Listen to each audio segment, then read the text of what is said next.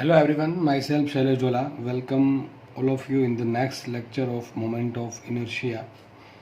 So in the last lecture we have solved some examples related to moment of inertia, and this lecture also we will solve some examples related to moment of inertia. તો આપણે લેક્ચરની શરૂઆત કરીએ કે જેમાં તમને તમારી સ્ક્રીનની સામે એક દાખલો દેખાય છે. આ દાખલો G 2018માં પૂછાયેલ દાખલો છે. રકમ હું તમારા માટે રેડ કરી દઉં છું કે આકૃતિમાં દર્શાવ્યા મુજબ 7 સમાન તકતીઓ માટે, તો તમને આકૃતિમાં 7 તકતી દેખાય છે. આ તકતીઓ છે, રિંગ નથી, બરાબર. આ વચ્ચે મટીરિયલ છે બધે. આ જગ્યાને છોડતા આ જગ્યાએ અહીંયા મટીરિયલ નહીં હોય, તકતી અહીંયા છે તો અહીંયા જગ્યાએ બધે મટીરિયલ હશે.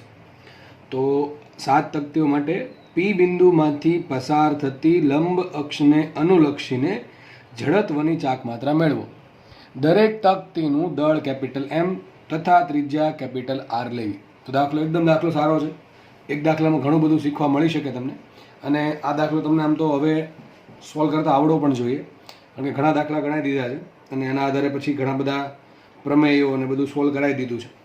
તો વિચારો, મારે આ જે 7 તકતીઓ છે એમાંથી જે પી બિંદુ છે, હા પી બિંદુ બરાબર છે. પી બિંદુ કોઈ પણ જગ્યાએ તમને આપી શકે. સપોઝ અહીંયા આપેલું છે, તો પી બિંદુમાંથી પસાર થતી લંબ અક્ષને અનુલક્ષીને જચા મેળવવાની છે. તો 7 તકતીનું પહેલાં પી બિંદુ આરે શું કરી શકો? આવું કરી શકો કે એક તકતી છે એનું પી બિંદુથી પહેલાં આના કેન્દ્રમાંથી પસાર થતી લંબ અક્ષને અનુલક્ષીને જડત્વની ચાક માત્રા મેળવો. પછી આના માટે સમાંતર અક્ષ પ્રમેય યુઝ કરો. આના માટે ટૂંકમાં 7 માટે શું કરો? સમાંતર અક્ષ પ્રમેય યુઝ કરો અને બધાનો સરવાળો કરો તો આન્સર આવી જાય. એક રીત તો આ થઈ, પણ આ રીત બહુ લેન્ધી થશે, કે તમારે બધાના અંતર મેળવવા પડશે, પછી સમાંતર અક્ષ પ્રમેય વાપરવો પડશે, આવું 7 વખત કરવું પડશે, પછી સરવાળો કરવો પડે, પછી તમારો આન્સર આવે. તો આપણે આ રીત તો પોસિબલ છે પણ વ્યાજબી નથી, બરાબર છે. તો વ્યાજબી રીત એ છે કે એક કામ કરી શકીએ આપણે. આ 7 તકતીઓ છે એનું સેન્ટર ઓફ માસ ક્યાં છે? O પર છે. 7 તકતીઓનું સેન્ટર માસ O પર છે. એક વસ્તુ થઈ શકે કે 7 તકતીઓની હું ઓને અનુલક્ષીને જચા શોધી નાખું. કઈ અક્ષ? O માંથી પસાર થતી લંબ અક્ષ. તો મને આ 7 તકતીઓના સેન્ટર ઓફ માસ એટલે કે O માંથી પસાર થતી જચા મળી જાય તો મારે પાસે આઈસી આવી જશે. આઈસી, અને પછી મારે પી બિંદુમાંથી શોધવાનું છે. તો હું શું કરીશ? આઈસી મળી ગયું, આઈસી પ્લસ MD સ્ક્વેર. તો મને પી બિંદુમાંથી પસાર થતી લંબ અક્ષને અનુલક્ષીને જચા મળી જાય. સમજ પડે કે ના પડે? તો આપણો નેક્સ્ટ ગોલ એ છે કે 7 તકતીઓની O માંથી પસાર થતી અક્ષને અનુલક્ષીને જચા કેટલી છે એ ફાઇન્ડ કરવાનું. તો વિચારો, 7 તકતીમાં એક તકતી તો આ પોતે જ છે. સપોઝ આને નામ આપી દઈએ 1, બાકીને 2, 3, 4, 5, 6 and 7. ઓકે, તો વિચારી શકીએ આપણે આ જે તકતી પહેલી તકતી છે, પહેલા નંબરની તકતી, એના માટે તો સેન્ટર જ છે. તો પહેલી તકતી માટે શું લખાય? I1 બરાબર શું લખાય? I1 કોને અનુલક્ષીને? O ને અનુલક્ષીને. તો I1 ની જચા O ને અનુલક્ષીને શું આવશે? I1 is equal to O ને અનુલક્ષીને શું આવશે? તો આ એક તકતી છે. તકતીના સેન્ટરમાંથી પસાર થતી લંબ અક્ષને અનુલક્ષીને જચા કેટલી આવે? Half mr². આપણને ખબર છે, હાફ mr², બરાબર છે. હવે એક કામ કરીએ, ચલો આ બીજી તકતી ઉપાડીએ. હવે 7 ઉપાડવાની જરૂર નથી. બીજી તકતી જુઓ, જે બીજી છે એવી ત્રીજી છે, ચોથી છે, પાંચમી, છઠ્ઠી, સાતમી. તો આપણે કામ કરીએ, બીજી તકતીની ઓને અનુલક્ષીને જચા શોધીએ. તો મારા આ બીજી તકતી છે એની ઓને અનુલક્ષીને જચા ડાયરેક્ટ મળશે નહીં. એટલે કામ કરવું પડે આપણે બીજી તકતીની એના સેન્ટરમાંથી પસાર થતી લંબ અક્ષને અનુલક્ષીને જચા શોધી નાખીએ. તો બીજું કંઈક થશે આવું. એ દોરલું સાઈડમાં કે બીજી તકતી કંઈક આ ટાઈપની છે. સપોઝ આ તકતી નંબર 2 છે, એની નીચે અમુક અંતર દૂર O પોઈન્ટ છે. તો મારે બીજી તકતીની O માંથી જચા શોધવી છે, પણ ડાયરેક્ટ મળશે નહીં. શું કરીએ આપણે? એક કામ કરીએ, બીજી તકતીની એના સેન્ટરમાંથી પસાર થતી અક્ષને અનુલક્ષીને જચા શોધી નાખીએ. ત્યારબાદ શું કરીએ? આ તકતીની O ને અનુલક્ષીને જચા શોધવા માટે મારે સમાંતર અક્ષ વાપરવો પડે, અને સમાંતર અક્ષ વાપરવા માટે મારે આઈસી જોઈએ. તો આઈસી ક્યાંથી મળશે? અહીંથી મળશે. આ જે અક્ષ દેખાય તમને અત્યારે હાલમાં જે અક્ષ ઉપર તરફ આવે છે એ શું છે? બીજી તકતી માટે આઈસી છે. બીજી તકતી આ પ્રમાણે છે. તો બીજી તકતી માટે આઈસી આવું લખાય. બીજી તકતી માટે I2 O ને અનુલક્ષીને શું આવે? ચલો, what will be the value for I2 with respect to O? ચલો, તો ઓ ને અનુલક્ષીને I2 ની કિંમત કેટલી આવે? ચલો જોઈએ. તો એક કામ કરીએ, સૂત્ર કેવું આવશે? બંને અક્ષો કેવી છે? સમાંતર છે. સમાંતર કઈ રીતે? આ પણ લંબ છે, આ પણ લંબ છે, અને આ પાછી સેન્ટર ઓફ માસ માંથી પસાર થાય છે. તો I2 બરાબર શું લખાય? I2 બરાબર I બરાબર IC પ્લસ MD² પરથી. ચલો પરથી છે તો આપણે અપ્લાય કરીએ. તો I2 એટલે કે બીજી તકતીની ઓને અનુલક્ષી જચા કેટલી આવશે? તો પોતાની જે તકતી છે પોતે તકતી, એ બીજી તકતીની પોતાની ખુદની અક્ષને અનુલક્ષી જચા કઈ લંબ અક્ષ, સૂત્ર શું આવશે એનું? હાફ MR² પ્લસ બે અક્ષો વચ્ચે અંતર શું આવશે? M × what is the value for D? ચલો D એ શું છે? આ બે વચ્ચે અંતર, આ પોઈન્ટ અને આ O વચ્ચે અંતર. ચલો આ અંતર કેટલું છે? R. આ અંતર કેટલું? R. તો કેટલું અંતર થાય બે વચ્ચે? 2R. કેટલું થાય? 2R. સમજ પડાય કે નહીં? અરે ભાઈ આખી તકતી છે એનો ત્રિજ્યા R છે, એ પ્રમાણે આ પણ તકતીની ત્રિજ્યા R છે. તો આ ડિસ્ટન્સ કેટલો આવશે? આ ડિસ્ટન્સ આવશે 2R. કેટલું ડિસ્ટન્સ આવશે? 2R. તો અહીં શું આવશે? D બરાબર 2R. એટલે લખી દઉં છું D is equal to 2R. D will be 2R. તો 2R whole square. So that we get that I2 with respect to O is equal to half MR² plus 4MR². That will be what? 4 2 8 ને 9 9/2 MR². 9/2 MR². તો આપણને શું મળ્યું? બીજી તકતીની ઓને અનુલક્ષીને જચા 9/2 MR². આ તો એક તકતી છે ને. ચલો ત્રીજી તકતીની કેટલી આવશે ઓને અનુલક્ષીને? આટલી જ. કેમ? ત્રીજી તકતી છે એનું દળ કેટલું? બીજી તકતી જેટલું. એની ત્રિજ્યા કેટલી? બીજી તકતી જેટલી. એના માટે D કેટલું? ટૂંકમાં એના સેન્ટર અને O વચ્ચે અંતર કેટલું? આટલું. 2R જ આવશે. ચોથી તકતી માટે સેમ વસ્તુ, પાંચમી માટે સેમ, છઠ્ઠી માટે સેમ, સાતમી માટે સેમ. તો આપણે કરી શકીએ કે બીજી તકતી માટે ઓને અનુલક્ષીને જચા જેટલી આવી છે એટલી ત્રીજી, ચોથી, પાંચમી, છઠ્ઠી, સાતમી આ બધી તકતીઓની ઓને અનુલક્ષીને જચા બીજી તકતી જેટલી કેટલી આવશે? 9/2 MR² આવશે. તો આપણે કામ કરી શકીએ. તો આ કુલ તકતી થાય કેટલી? 6 કે 7?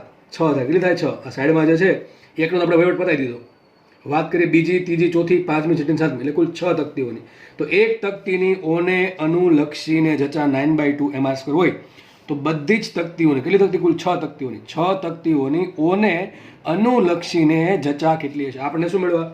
પહેલી તકતીની. હવે આપણે બીજી, ત્રીજી, ચોથી, પાંચમી, છઠ્ઠી, સાતમી એટલે કુલ 6 તકતીઓની ઓને અનુલક્ષીને જચા લખીએ માટે બાકીની 6 તકતીઓ એટલે કે સર્ક્યુલર પ્લેટ, બાકીની 6 તકતીઓની ઓને અનુલક્ષીને જડત્વની ચાક માત્રા બરાબર શું આવશે? ચલો એક તકતીની કેટલી આવી? 9/2 MR². હવે કુલ કેટલી છે? બીજી કુલ 5 છે પણ કુલ છે કેટલી? 6 છે ને. શું આવશે? 6 ટાઈમ 9/2 MR². આવું કેમ લખી શકીએ?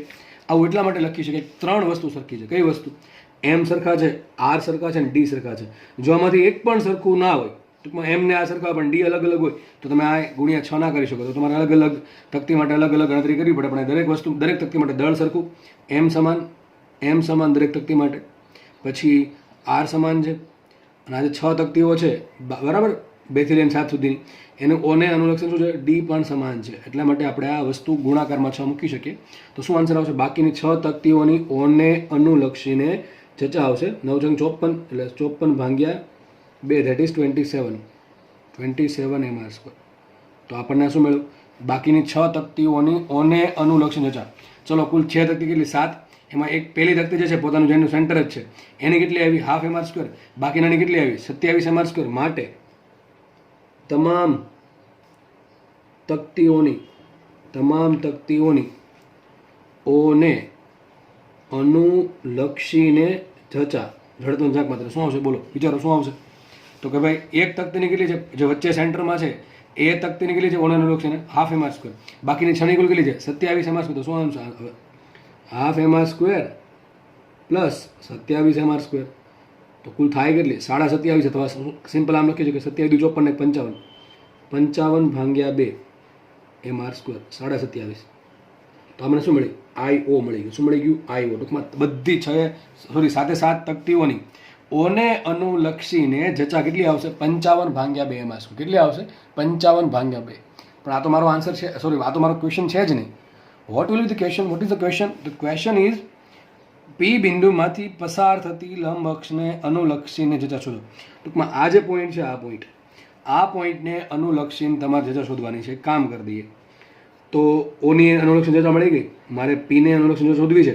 ચલો બે અક્ષો કેવી છે? લંબ છે, એટલે કે સમતલન એવી છે, લંબ છે. એટલે બે અક્ષો એકબીજાને કેવી સમાંતર છે? બંને અક્ષો એકબીજાને સમાંતર છે. એમાંથી આ જે અક્ષ છે એ કઈ છે? 7 એ 7નું સેન્ટર ઓફ માસ. શું છે? 7 એ 7 તકતીઓનું સેન્ટર ઓફ માસ આ થશે. તમને ખબર છે સિમેટ્રી પરથી આરામથી આપણે ખબર પડી જાય કે 7 એ 7 તકતીઓનું સેન્ટર ઓફ માસ કયું? આ પોઈન્ટ છે, ઓ પોઈન્ટ. બરાબર છે. તો હવે તમારા બે અક્ષો માટે સમાંતર અક્ષ પ્રમેય વાપરવાનો છે. શું બોલું છું? આ બંને અક્ષો, કઈ અક્ષ? એક તો ઓ માંથી પસાર થતી લંબ અક્ષ અને પી માંથી પસાર થતી લંબ અક્ષ. આ બંને માટે સમાંતર અક્ષ પ્રમેય વાપરવાનો છે. તો બે અક્ષો સમાંતર છે, આ છે. ચલો બીજો પોઈન્ટ શું છે? બંનેમાંથી એક અક્ષ ફરજિયાતપણે જેના માટે તમારે સમાંતર અક્ષ પ્રમેય વાપરવો છે એના સેન્ટર ઓફ માસમાંથી પસાર થવી જોઈએ. પસાર થાય છે? ચલો થાય છે. તો આપણે બંને અક્ષો માટે સમાંતર અક્ષ પ્રમેય વાપરીએ. માટે લખાય પ્રમેય નંબર 1 અથવા પ્રમેય નંબર 1 તો શું લખાય? સમાંતર અક્ષ પ્રમેય પરથી. કેવું? પરથી. ઓકે, ચલો શું લખાય? પરથી. તો આપણને એક કામ કરીએ, અહીંયા ઓ એક્સિસ છે, અહીંયા પી એક્સિસ છે, બંને વચ્ચે ડિસ્ટન્સ કર્યું તો ફાઇન્ડ કરવું પડશે કે નહીં કરવું પડે? તમને શું આપશે? ડી આપશે કે નહીં? ચલો ડી કેટલું થશે? તો ઓ અને પી વચ્ચે અંતર, ચલો કેટલું અંતર થાય ઓ અને પી વચ્ચે? જો લઈ લઈએ તો જુઓ ઓ પોઈન્ટ અહીંયા છે અને પી પોઈન્ટ અહીંયા છે, તો બંને વચ્ચે ડિસ્ટન્સ આટલું થઈ ને આટલું, બંને વચ્ચે ડિસ્ટન્સ થશે આટલું. ચલો આ ડિસ્ટન્સ કેટલું આવે? તો અહીંથી અહીંયા સુધીની અંદર આ તો વ્યાસ થઈ ગયો 2r આવશે અને અહીંથી અહીંયા અંતર r આવશે. તો કુલ કેટલું આવશે અંતર? O થી P અંતર આવશે 3r. તો ચલો આ તો મળી ગયું. સૂત્ર શું આવશે? I બરાબર IC પ્લસ MD સ્ક્વેર પરથી. ઓકે, હવે I બરાબર IC plus MD square. What is IC? IC એટલે કે તમે જેના માટે જચા ફાઇન્ડ કરો છો, જે તંત્ર માટે, એ તંત્રના સેન્ટરને અનુલક્ષીને કેટલી આવશે આપણા માટે? IC આવશે IO. તો આપણે I બરાબર આવશે IP અને IC બરાબર આવશે IO. શું આવશે અહીંયા? IO plus MD square. What is the value for M? M કેટલા આવશે? M આવશે કે M બરાબર 6M આવશે કે M બરાબર 7M આવશે? તો તમને એનું પણ મેં કીધેલું છે કે M ની કિંમત સૂત્રમાં શું મૂકી? તમે આ કોના માટે વાપરો છો? સમાંતર અક્ષ પ્રમેય કોના માટે વાપરો છો? એક તકતી માટે વાપરો છો? બે તકતી માટે વાપરો છો? કે સમગ્ર તકતીઓ માટે વાપરીએ છીએ? આપણે કોના માટે વાપરીએ છીએ? અત્યારે હાલમાં આખા તંત્ર માટે હું સમાંતર અક્ષ પ્રમેય વાપરું છું, કારણ કે આપણે જે IO સુધી કોના માટે છે? સાથે તકતી માટે, ટૂંકમાં તમામ તકતીઓ માટે. તો આપણે અહીંયા શું મૂકવું પડે? M મૂકવું પડે કે બધું કુલ દળ મૂકવું પડે? કુલ દળ મૂકવું પડે. એક તકતીનું દળ કેટલું? Capital M. કુલ તકતી કેટલી છે? 7. તો કુલ કેટલું દળ થશે? 7M. તો શું આવશે અહીંયા? 7M into what is the value for D? D is 3r square. તો 3 ઇન્ટુ r સ્ક્વેર. માટે આપણને આન્સર મળશે IP ઇઝ ઇક્વલ ટુ શું આવશે? IP is equal to IP બરાબર આવશે, અહીં IO મૂકી દે, 55/2 mr square. 55/2 mr square plus આ સુધી જુઓ 3 નો વર્ગ 9 9 સત્તા 63, તો 63 mr સ્ક્વેર ને 63 mr સ્ક્વેર. તો 63 mr square plus 27.5 mr square. તો આપણે આમ કરી શકો તમે કે આ બેનો શું કરીએ? ગુણાકાર કરીએ. તો 63 દુ થાય 126 અને 126માં તમે 55 નાખશો તો 126 ને 55 થાય 181. કેટલા થશે? 181 બરાબર છે. બરાબર. તો 181 માટે આન્સર આવશે IP બરાબર 181/2 mr સ્ક્વેર. તો એકદમ ઇઝી દાખલો છે, પણ સમજવાનું ઘણું બધું છે એમાં. ડાયરેક્ટલી તમને પીને અનુલક્ષણ નહીં મળી જાય. મેં કીધું પ્રમાણે મળશે. અલગ અલગ તકતી માટે અલગ અલગ ડિસ્ટન્સ ફાઇન્ડ કરો, ત્યારબાદ એક તકતીનો ઉપાડો, એના માટે સમાંતર અક્ષ પ્રમેય વાપરો, ત્યારબાદ સાથનો સરવાળો કરો તો પણ સેમ આન્સર આવશે. પણ એ બહુ લેન્ધી રીત છે અને ફટાફટ તમને અંતર મળશે નહીં કે અંતર કેટલા હોય. આ અંતર ફટાફટ મળવાના નથી તમને. બરાબર છે. તો એ બધું એમાં થોડુંક જીઓમેટ્રી વધારે આવશે. તો આપણે બધા પડવા કરતાં સિમ્પલ એવું વિચારીએ કે 7 એ 7 તકતીનું પહેલાં આપણે ઓને અનુલક્ષણ શોધી નાખીએ, પછી O અને Pની જે અક્ષો છે એ એકબીજાને સમાંતર છે અને આ 7 એ 7 તકતીનું CM કયું છે? O છે. એટલા માટે આપણે O અને P માટે સમાંતર અક્ષ પ્રમેય વાપરી શકીએ. તો મને Pને અનુલક્ષણ જતા મળી જાય. એના માટે પહેલાં મારે Oને અનુલક્ષણ જતા જોઈએ. તો 7 એ 7ને આપણે કઈ રીતે મેળવી? એ દાખલો તમારી સામે છે અને આ પ્રમાણે દાખલો ગણશો તમે. એટલે તમને આરામથી આમાં આન્સર મળી જશે. અને આવા કોઈ દાખલા તમને ભવિષ્યમાં પૂછાય તો એ પણ તમે સોલ્વ કરવા માટે સક્ષમ હોવા જોઈએ. તો છેલ્લે શું આન્સર આવશે? 181/2 ઇન્ટુ mr સ્ક્વેર. આવો તમારો આન્સર આવશે. અથવા 90.5 કેટલા આવશે? 90.5 mr સ્ક્વેર. આ તમારો જવાબ. નેક્સ્ટ દાખલા તરફ આપણે આગળ વધીએ. નેક્સ્ટ દાખલો સોલ્વ કરીએ. શું કે દાખલો જુઓ, M1 અને M2 દળના બે પદાર્થો વચ્ચેનું અંતર L છે. M1 અને M2 દળના બે પદાર્થો છે જેમની વચ્ચેનું અંતર L છે. તો તેમને જોડતી રેખા, બે પદાર્થોને જોડી દેવાના રેખા વડે તેમને જોડતી રેખાને લંબ સેન્ટર ઓફ માસમાંથી પસાર થતી અક્ષને અનુલક્ષી જચા કેટલી હોય એ શોધવાનું છે. દાખલો એકદમ ઇઝી દાખલો છે. જો કે આ દાખલામાં 2 ચેપ્ટર ઇન્વોલ્વ થશે. એક તો સેન્ટર ઓફ માસ વાળું પણ થશે અને જડત્વની ચાક માત્રા વાળું પણ થશે. ચલો જોઈ લઈએ આપણે. સપોઝ કે એક દળ અહીંયા છે, એ દળ છે M1, બીજું દળ અહીંયા છે, એ છે ધારો કે M2, બરાબર છે. બંનેને જોડ દઈએ તો જોડવાથી જે લંબાઈ મળે, લંબાઈ કેટલી છે? બે સેન્ટર વચ્ચે લંબાઈ છે L. કેટલી લંબાઈ છે? L લંબાઈ છે. તો બંને વચ્ચે લંબાઈ છે L. હવે શું કહે છે? તો તેમને જોડતી રેખા, આ તેમને જોડતી રેખા મળી ગઈ. ઓકે, ચલો. તેમને જોડતી રેખાને લંબ, હવે આ રેખાને લંબ અસંખ્ય રેખાઓ મળે, અહીંયા અહીંયા અહીંયા અહીંયા, એમાંથી કઈ? સેન્ટર ઓફ માસ. તો આ બેન સેન્ટર ઓફ માસ સપોઝ કે ગમે ત્યાં હશે, વચ્ચે તો નહીં હોય. વચ્ચે ક્યારે હોય? M1 ને M2 સરખા હોય તો વચ્ચે હશે. જો M1 મોટું હોય તો M1 તરફ હશે, જો M2 મોટો હોય તો M2 તરફ હશે. સપોઝ કે અહીંયા કંઈક છે, સપોઝ કે આનું સેન્ટર ઓફ માસ છે અહીંયા, આપણે ખબર નહીં કોણ મોટું છે કોણ નાનું છે, ધરો અહીં ધારી લઈએ તો આ થઈ ગયું સેન્ટર ઓફ માસ. આ સિસ્ટમનું સેન્ટર ઓફ માસ ધારો કે અહીંયા છે. તો શું કરવાનું છે? તેમને જોડતી રેખા, એટલે આ રેખા થઈ ગઈ, એમાં એને લંબ અને સેન્ટર ઓફ માસમાંથી પસાર થતી અક્ષ. તો આ કઈ અક્ષ થશે? આ જે અક્ષ થશે, આ અક્ષ, બરાબર. સપોઝ કે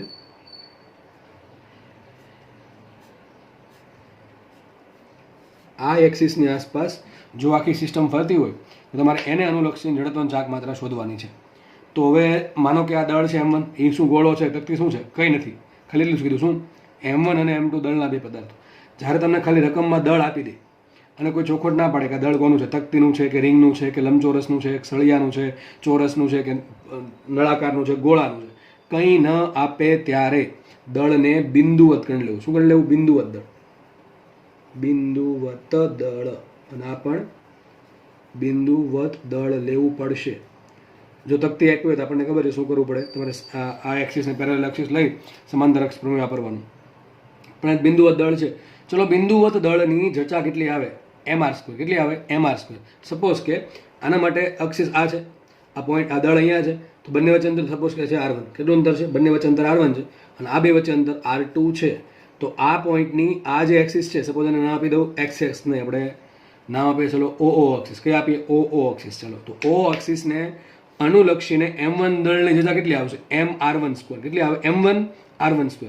ચલો, આની જગ્યા કેટલી આવશે? M2r2². કેટલી આવશે? M2r2². પણ તમને રકમમાં R1 ને R2 આપ્યા નથી, શું આપ્યું? L જ આપ્યું છે. તો આપણે કામ કરવું પડે, પહેલાં બંનેનું સેન્ટર ઓફ માસ ક્યાં છે એ શોધવું પડે. શું શોધવું પડે? બંનેનું સેન્ટર ઓફ માસ. એટલે સેન્ટર ઓફ માસ શોધવા માટે સૂત્ર શું? અરે બહુ ઇઝી સૂત્ર. કયું સૂત્ર આવે? RCM = M1r1 + M2r2 divided by M1 + M2. હવે આમાં તમને ખબર છે, પહેલું સ્ટેપ સૂત્ર મૂકો. બીજું સ્ટેપ શું હતું? યાદ કરો. સેન્ટર ઓફ માસ શોધવામાં ઉગમ બિંદુ ધારો. ઉગમ બિંદુ કોની સાપેક્ષ ધારો? જ્યાંથી તમને સેન્ટર ઓફ માસ પૂછ્યું છે ત્યાંથી. પણ આપણે સેન્ટર ઓફ માસ પૂછ્યું નથી, ક્યાં છે સેન્ટર ઓફ માસ, આપણે જરૂર પડી એટલે આપણે ફાઇન્ડ કરવું પડે છે. એક કામ કરીએ, ઉગમ બિંદુ લઈ લઈએ. એ શું લઈ લઈએ? ઉગમ બિંદુ લઈ લઈએ. તો ચલો, આનું એમ શું આવશે? R1 આવશે 0. એટલે આ R1 ને R1 અલગ અલગ છે હો ભાઈ. આ સૂત્રવાળા R1 છે. સમજ પડે છે? આ તો અંતર આપ્યું છે. સમજ પડે કે નહીં? જો આમાં ખબર નહીં પડતી હોય, મતલબ એમ થશે કે તમે સેન્ટર ઓફ માસ બરાબર સમજ્યા નથી. આ સૂત્ર આપણે એમ લખી દો પરથી. શું લખું? પરથી. હવે R1 શું થાય? ઉગમ બિંદુથી M1 નું અંતર. અને R2 શું થાય? ઉગમ બિંદુથી M2 નું અંતર. ઉગમ બિંદુ જોઈએ ધાર લે. ઉગમ બિંદુ જોઈએ ધાર લઉં છું. તો ઉગમ બિંદુથી M1 નું અંતર કેટલું? 0. માટે લખ્યું. એટલા માટે હું દર વખતે કહું છું કે સૂત્ર છે ને ગોખો, સૂત્ર સમજો કે દરેક વસ્તુ શું છે. તો R1 છે M1 દળનું ઉગમ બિંદુથી અંતર. સૂત્ર પ્રમાણે એવું આવે. તો ઉગમ બિંદુ ક્યાં છે? M1 દળ પર જ છે. તો M1 દળનું પોતાનાથી અંતર કેટલું? 0. તો શું આવશે? M1 × 0. તો અહીંયા આવશે M1 0 + M2 × R2. R2 શું થાય? બીજું જે દળ છે, બીજું દળ, એનું ઉગમ બિંદુથી અંતર. તો ઉગમ બિંદુ તો અહીંયા છે, ત્યાંથી આ છે M2 દળનું અંતર કેટલું? L. કેટલું આવશે? તો અહીંયા આવશે M2 × L divided by M1 + M2. શું આવશે અહીંયા? M1 + M2. તો મૂકીએ આપણે. નીચે આવશે M1 + M2. માટે સાબિત શું થયું? RCM = M2L/M1 + M2. આજે તમને શું મળ્યું? સેન્ટર ઓફ માસ. ક્યાંથી? ઉગમ બિંદુથી. તો અહીં લખી દેખાય, ઉગમ બિંદુથી આટલું દૂર હશે. ઉગમ બિંદુ ક્યાં છે? M1 પર છે. ક્યાં છે ઉગમ બિંદુ? M1 પર. તો અંતર ક્યાંથી હશે? M1 થી. ક્યાંથી અંતર હશે? M1 થી. બરાબર? સમજ પડે કે ના પડે? તો આપણને ઉગમ બિંદુથી એટલે કે M1 થી RCM કેટલું હશે? M2L/M1 + M2. મતલબ મેળવું છું, ઉગમ બિંદુથી CM કેટલું દૂર છે? RCM. તો આપણે કેટલું ધારું? R1 ધારું. R1 બરાબર શું થાય? R1 બરાબર થશે RCM. સમજ ન પડી? ફરીથી કહું, RCM એટલે શું થાય? તમે જ્યાં ઉગમ બિંદુ લીધું છે ત્યાંથી તમારા સેન્ટર ઓફ માસનું અંતર. પણ આપણે રકમમાં શું ધાર્યું? ઉગમ બિંદુ એટલે કે M1 પર લીધું છે, તો M1 થી સેન્ટર ઓફ માસનું અંતર આપણે શું ધાર્યું? R1 ધાર્યું. તો R1 બરાબર શું થાય? RCM લખ્યા માટે મને મળી ગયા કે R1 બરાબર આવશે RCM બરાબર આવશે M2L છેદમાં M1 પ્લસ M2. આપણે સાબિત કર્યું હમણાં. બરાબર છે? ચલો R2 મળે કે ના મળે? R2 બી મળી જાય આરામથી. કઈ રીતે મળે R2? તો R2 બરાબર શું આવશે? What is R2? જો આટલું R1 છે, આટલું L છે, આ L છે, બરાબર? અહીંથી લઈને આ ડિસ્ટન્સ જે છે, આ ડિસ્ટન્સ આખું L છે. તો આટલું અંતર L છે, આટલું અંતર R1 છે, તો R2 બરાબર શું લખાય? L માઇનસ R1 અથવા L માઇનસ RCM. લખીએ અહીંયા R2 is equal to L minus R1. તો મૂકીએ માટે R2 બરાબર L એનું રાખીએ માઇનસ R1 શું આવશે? M2L છેદમાં M1 પ્લસ M2. ચલો ગુણો આને, અહીં ગુણ નાખો શું આવશે? M1L plus M2L minus M2L. તો પ્લસ M2L માઇનસ M2L ઉડી જશે. શું આવશે? માટે R2 બરાબર આવે M1L છેદમાં M1 પ્લસ M2. તો આપણને બે કિંમત મળી ગઈ. એક તો R1ની મળી ગઈ કે R1 આટલા છે, અને એક મળી ગઈ કોની? R2ની. એ પણ આપણને મળી ગઈ. ચલો લાસ્ટ શું શોધશું આપણે? જડત્વની ચાક માત્ર. કોની? આખી સિસ્ટમની. કોને અનુલક્ષીને? આપણે સેન્ટર ઓફ માસમાંથી પસાર થતી લંબ અક્ષને અનુલક્ષીને. હવે આમાં એકે પ્રમેય વાપરવાનું આવે નહીં, કારણ કે બિંદુવત દળ માટે સૂત્ર ફિક્સ જ છે. જો તકતી હોય, રિંગ હોય તો બધું જોવું પડે, પણ બિંદુવત દળ હોય તો સૂત્ર ફિક્સ છે. સૂત્ર શું આવે બિંદુવત દળ માટે? MR². કયું સૂત્ર આવે? MR². મૂક્યા માટે સિસ્ટમ માટે I બરાબર શું આવશે? સિસ્ટમ માટે I બરાબર શું આવશે? ચલાનું દળ કેટલું? M1. બે વચ્ચે અંતર કેટલું? M1 અને આ સેન્ટર વચ્ચે અંતર કેટલું? R1. તો શું આવશે અહીંયા? M1 R1 સ્ક્વેર પ્લસ આ બીજું દળ કયું? M2. એની અને અક્ષ વચ્ચે અંતર કેટલું? R2. તો શું આવશે અહીંયા? M2 R2 square. સૂત્ર કયું? બિંદુવત દળ માટે જચા કેટલી હોય? બિંદુવત દળ માટે જચા MR². કઈ હોય? MR². એના પરથી. અને જચામાં કોઈ દી માઇનસ ક્યાં આવશે? હંમેશા પ્લસ જ આવશે. બરાબર? સરળ જ આવશે. જડત્વની ચાક માત્રાના સૂત્રમાં ક્યાંય માઇનસ આવશે નહીં. આ પ્રમાણે બરાબર લખતા હોય ત્યારે લખીએ માટે I બરાબર ચલો M1 એમ રાખીએ ઇન્ટુ R1. ચલો R1 નો સ્ક્વેર, આનો સ્ક્વેર કરો ને, R1 નો શું થાય? M2 સ્ક્વેર L સ્ક્વેર છેદમાં M1 plus M2 whole square. તો શું આવશે અહીંયા? M2 square L square divided by આનો વર્ગ કરો શું થાય? M1 plus M2 whole square plus M2 રાખીએ એમને M2 એમને આવશે ઇન્ટુ R2 નો સ્ક્વેર. ચલો આનો સ્ક્વેર શું થાય? M1 square L square divided by M1 plus M2 whole square. Okay, માટે I બરાબર ચલો અહીંથી ઉપરથી L સ્ક્વેર કોમન આવે, નીચેથી M1 plus M2 whole square common આવે, તો વધે શું અહીંયા? M1 M2 સ્ક્વેર, અહીં વધે M2 M1 સ્ક્વેર. તો પછી બાજુ જો અહીંથી M1 M2 કોમન આવશે, અહીંથી પણ M1 M2 કોમન આવશે. તો લખીએ આખું છેલ્લે આવશે આવું M1 M2 છેદમાં M1 M2 into L square છેદમાં આવશે M1 પ્લસ M2 આખાનો વર્ગ ગુણ્યા અંદર શું વધશે? અંદર જો અહીંયાથી M1 M2 કોમન નીકળ્યા, પણ અહીંયા M2 સ્ક્વેર છે, તો અહીંયા હજી M2 વધે, તો અહીંયા વધશે M2 પ્લસ અહીંયા M2 કોમન નીકળી ગયા, L સ્ક્વેર આખો છેદકાઓ નીકળી ગયો, ઉપર પણ M1 સ્ક્વેર છે. M1 સ્ક્વેરમાંથી ખાલી આપણે કોમન શું કાઢ્યું? M1 જ કાઢ્યું. વધે શું અહીંયા? હજી M1 વધે. હવે જો ઉપર છે M2 પ્લસ M1 અથવા M1 પ્લસ M2, નીચે છે M1 પ્લસ M2 આખાનો વર્ગ. તો ઉપર M1 પ્લસ M2 છે, નીચે M1 પ્લસ M2 આખાનો વર્ગ છે, તો હજી નીચે એક ઘાત વધે. માટે જવાબ આવી ગયો I બરાબર M1 M2 છેદમાં M1 plus M2 into L square. તમને યાદ હોય તો સંઘાતમાં મેં તમને એક રિડ્યુસ્ડ માસ, એક કોન્સેપ્ટ કીધો હતો, રિડ્યુસ માસ. કયા સૂત્રમાં? યાદ કરો, કયા સૂત્રમાં કીધો હતો? ડેલ્ટા કેન સૂત્રમાં. કોના સૂત્રમાં? ડેલ્ટા કે. ડેલ્ટા કે બરાબર શું આપણે ધાર્યું હતું? યાદ હોય તો તમને ડેલ્ટા કેન સૂત્ર યાદ હોય તો યાદ હશે. સંઘાત દરમિયાન વ્યય પામતી ગતિ ઊર્જા કેટલી આવશે? M1 M2 છેદમાં M1 plus M2, M half into half, half MR square. બરાબર છે? તો અહીંયા આવશે 1 માઇનસ E સ્ક્વેર છેદમાં V1 minus V2 whole square. આવું તમને સૂત્ર આપ્યું હતું, જ્યાં તમને કીધું હતું કે આ રિડ્યુસ માસ બતાવે. એની જેવું જો આ રિડ્યુસ માસ છે. ટૂંકમાં બંને દળ કાઢી નાખો. આ કહેવા શું માંગે છે? શું કહેવા સૂત્ર શું કહેવા માંગે છે? કે બંને અલગ અલગ દળ છે, એની વચ્ચેનું સેન્ટર ઓફ માસ છે, એને અનુલક્ષીને જતા શોધવી છે તમારે. લંબ અક્ષ અનુલક્ષીને કામ કરવાનું. આ બંને દળ કાઢી નાખો. શું કરવાનું? બંને દળ કાઢી નાખો. તો બંને દળ કાઢીને કેટલું અંતર છે આ બે વચ્ચે? L અંતર છે. તો બંને દળ કાઢીને આ પ્રમાણે મૂકી દો. આવું કંઈક કહે છે કે ધારો કે અક્ષ અહીંયા છે, અક્ષ અહીંયા છે, અને ત્યાંથી L અંતર આ રિડ્યુસ માસને મૂકી દો. કેટલા માસને? M1 M2 છેદમાં M1 પ્લસ M2. આ મૂકી દો. ચલો કેટલું મૂકી અહીંયા? M1 M2 છેદમાં M1 પ્લસ M2 આને મૂકી દેવામાં આવે, બરાબર છે. ચલો તો આ એક્સિસને અનુલક્ષીને આ જે માસ છે એની જગ્યા કેટલી આવશે? આઈ બરાબર એમ આર સ્ક્વેર બધી કેટલી આવશે? આઈ તો આઈ બરાબર શું આવશે? દળ કેટલો આવશે? m1 m2 છેદમાં m1 પ્લસ m2 ઇન્ટુ એનો વર્ગ અંતરનો વર્ગ કેટલો આવશે? l square. ટૂંકમાં આ થઈ ગયું રિડ્યુસ માસ, કે બંને દળ લેવા કરતાં બંનેનું રિડ્યુસ માસ લઈ લો. આ પદને રિડ્યુસ માસ નામ આપેલું છે. રિડ્યુસ માસ એટલા માટે આપ્યું છે કે તમે m1 શોધો, m1 ની કોઈ કિંમત ધારી લો, m2 ની કોઈ કિંમત ધારી લો, અને એના આધારે તમે m1 m2 છેદમાં m1 પ્લસ m2 કરો ને તો આનો આન્સર હંમેશા m1 કરતાં ઓછો આવશે અને m2 કરતાં ઓછો આવશે. તમારે ટ્રાય કરી લેવી જાતે, બરાબર છે. તો એટલા માટે માસ ઘટે છે, એટલા માટે એને રિડ્યુસ માસ કીધું. તો આ સૂત્ર એમ કહે છે કે બે અલગ અલગ દળોના તમારે જડત્વની ચાક માત્રા શોધવા કરતાં તમારે શું કરવાનું કે બંને દળોનું રિડ્યુસમાં શોધી નાખો. કેટલું આવશે? m1 m2 છેદમાં m1 પ્લસ m2 એને કેટલા અંતરે મૂકી દો? અક્ષથી. આ બંને વચ્ચેના અંતર વચ્ચે, આ બંને વચ્ચે અંતર કેટલું છે? l છે. તો એક એક્સિસ છે કે જ્યાંથી l અંતરે રિડ્યુસ માસ પડેલું છે. તો રિડ્યુસ માસની આ એક્સિસને અનુલક્ષીને જગ્યા કેટલી આવશે? તો mr સ્ક્વેર. સૂત્ર કયું સૂત્ર આવશે? mr square. હવે m કેટલું છે? m1 m2 છેદમાં m1 plus m2 into r square શું આવશે? l square. Same formula, you will get same formula. તો ખબર પડી ગઈ? તો કોન્સેપ્ટ રિડ્યુસ માસનો છે. સૂત્ર તમે ડાયરેક્ટ યાદ રાખી શકો. તમને આવો પ્રશ્ન પૂછી શકે. સપોઝ આપણે એક એક્ઝામ્પલ લઈએ કે માનો આવો ક્વેશ્ચન લીધો છે કે 5 કિલોગ્રામનો પદાર્થ છે અને 3 કિલોગ્રામનો પદાર્થ છે. બંને વચ્ચે અંતર ધારો કે 10 મીટર છે. કેટલું અંતર છે? 10 મીટર. તો બંનેની જગ્યા કેટલી હશે? કઈ અક્ષને અનુલક્ષીને? આ 5 અને 3ના સેન્ટર ઓફ માસમાંથી પસાર થતી લંબ અક્ષને અનુલક્ષીને જગ્યા કેટલી હશે? શું કરવાનું? 5 શું આવશે? m1 m2 છેદમાં m1 plus m2 l square. તો 5 ગુણ્યા 3 છેદમાં 5 પ્લસ 3 ઇન્ટુ 10 નો વર્ગ. ધારો કે અંતર 10 મીટર છે તો 10 નો વર્ગ. તો શું આવશે? 5 તેરી 15, 15 છેદમાં 8 ઇન્ટુ 10, 10 નો વર્ગ. ટૂંકમાં શું થાય? 1500 છેદમાં 8. જે 1500 ભાગ્યા 8 નો જે આન્સર આવશે એ આ બંનેના સેન્ટર ઓફ માસમાંથી પસાર થતી લંબ અક્ષને અનુલક્ષીને જચા એટલી મળશે. ખ્યાલ ક્લિયર છે? તો દાખલો એકદમ ઇઝી દાખલો છે, બરાબર. આમાં આટલું ચેપ્ટર છે ને, આટલું એ આખું સેન્ટર ઓફ માસનું છે. હવે આ તો રમતમાં આવડી જાય, બરાબર.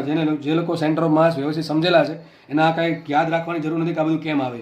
કારણ કે આપણે બહુ અપર લેવલમાં ગયા હતા, ઘણા અપર લેવલમાં ગયા હતા સેન્ટર ઓફ માસમાં. એટલે આ તો બહુ દાખલા ફુદ્દુ જેવા કહેવાય, શરૂઆતમાં જ ભણી દીધા હશે. શરૂઆતના 2 પેજ ફરો છો ને એમાં દાખલા જોવા મળશે. શરૂઆતના તમારા સેન્ટર ઓફ માસના શરૂઆતના 2 પેજમાં આવા દાખલા જોવા મળશે. જો આપણે ભૂલી ગયા છીએ, આપણે એમ હોય કે સર અમને ત્યારે જ્યારે સમજાવ્યું ત્યારે સમજાઈ ગયું પણ અત્યારે સમજાતું, તો એનો મતલબ છે કે આપણે રિવિઝનની જરૂર છે. હજી કહું છું, જી નીટમાં અથવા બોર્ડમાં 12 સાયન્સમાં તમારી જીત તો જ થશે જો તમે રિવિઝન કરશો તો. રિવિઝન છે, જો વિચારો, રિવિઝન, વિઝન એટલે જોવું, રિવિઝન એટલે ફરીથી જોવું, બરાબર છે. કોઈ વસ્તુ પહેલાં જોઈ ગયેલા છીએ એનું ફરીથી મૂલ્યાંકન કરવું, કેટલું આવડે કેટલું નહીં આવડતું, નથી આવડતું પાછું યાદ કરીએ, જે આવડે છે ફરી વખત રિવાઇઝ કરીએ, બધું કરવાની ક્રિયાને રિવિઝન કહેવાય. તો રિવિઝન જરૂરી છે ભાઈ, તો જ તમારી જીત થશે ને તો જ માર્ક્સ આવશે, બરાબર છે. તો દાખલો અહીંયા રાખીએ છીએ, બરાબર છે. અને જોડે જોડે લેક્ચર પણ અહીંયા રાખીએ છીએ. તો નેક્સ્ટ લેક્ચરમાં ફરી મુલાકાત થશે. ત્યાં સુધી તમને જે પણ ગમે તે કરી શકો છો, પણ એવું જ કરવું કે જે તમારી ફેમિલીને અને તમને પસંદ પડે, બરાબર. તો રાખીએ અહીંયા લેક્ચર. જોવા બદલ બધાનો ખૂબ ખૂબ આભાર, ધન્યવાદ. જો લેક્ચર પસંદ પડતા હોય તો જરૂરથી લાઇક કરો અને ચેનલને જરૂરથી સબસ્ક્રાઈબ કરો. જય હિન્દ.